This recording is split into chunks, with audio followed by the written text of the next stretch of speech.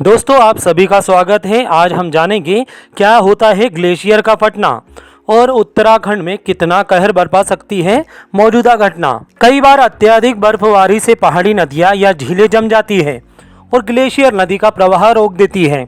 इस वजह से भी झील बड़ा ग्लेशियर बन जाती है जिसके फटने की आशंका बढ़ जाती है।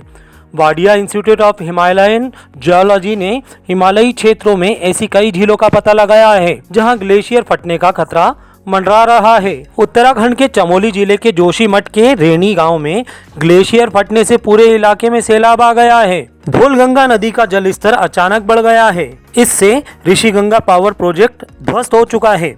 पहाड़ी इलाके में हिमस्खलन होने से हालात बिगड़ गए हैं। राज्य सरकार ने इस घटना के मद्देनजर श्रीनगर, ऋषिकेश, अलकनंदा समेत अन्य इलाकों के लिए अलर्ट जारी किया है और अलकनंदा की तरफ न जाने की सलाह दी है। बड़े पैमाने पर जान माल के नुकसान की आशंका जताई जा रही है। ग्लेशियर में बर्फ टूटकर धौलगंगा नदी में बह रहे हैं। आइए अब जानते हैं क्या होता है ग्लेशियर का फटना या टूटना। सालों तक भारी मात्रा में बर्फ जमा होने और उसके एक जगह एकत्र होने से ग्लेशियर का निर्माण होता है। 99% ग्लेशियर आइस शीट के रूप में होते हैं जिसे महाद्वीपीय ग्लेशियर भी कहा जाता है। यह अधिकांशतः ध्रुवीय क्षेत्रों या बहुत ऊंची पहाड़ी वाले क्षेत्रों में होते हैं। हिमालयी क्षेत्रों में ऐसे ही ग्लेशियर पाए जाते हैं। किसी भूवैज्ञानिक हलचल, फिर वो गुरुत्वाकर्षण, प्लेटों के नज़दीक आने या दूर जाने की वजह से जब इसके नीचे गतिविधि होती है तब यह टूटता है। कई बार ग्लोबल वार्मिंग की वजह से भी ग्लेशियर के बर्फ पिघल कर बड़े बड़े बर्फ के टुकड़ों के रूप में टूटने लगते हैं। यह प्रक्रिया ग्लेशियर का फटना या टूटना कहलाता है।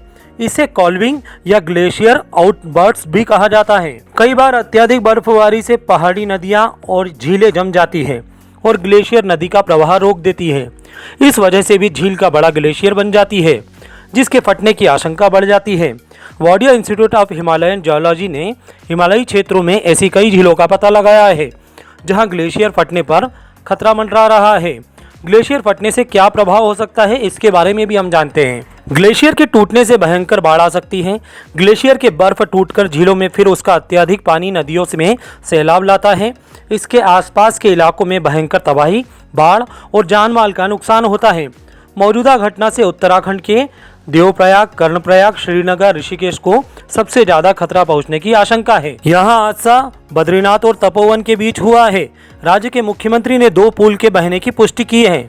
नंदा देवी राष्ट्रीय पार्क से निकलने वाली ऋषिगंगा के ऊपरी जलग्रहण क्षेत्र में टूटे हिमखंड से आई बाढ़ के कारण धौलगंगा घाटी और अलकनंदा घाटी में नदी ने विकराल रूप धारण कर लिया है, जिससे ऋषिगंगा और धौलीगंगा के संगम पर स्थित रेणी गांव के समीप स्थित एक निजी कंपनी की ऋषिगंगा बिजली परियोजना को भारी नुकसान पहुंचा है।